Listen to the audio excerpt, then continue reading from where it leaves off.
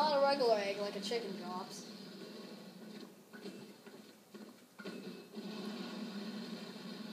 Dad protecting his egg.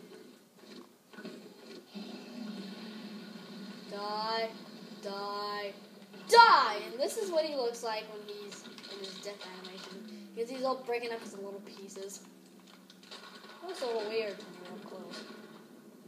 Yeah, he jumps all this XP. As you can see, it took a little while to kill him anyways. But yeah, jumps all this stuff. He's kind of bouncing around.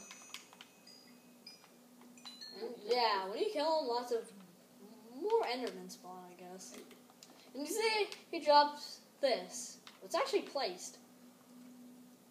He doesn't drop it, he actually places it. But you can press the LT button, which is on the left, and it'll make it teleport. I'm not going to collect it. It's not a monster. This is going to be the end of this video. So, bye!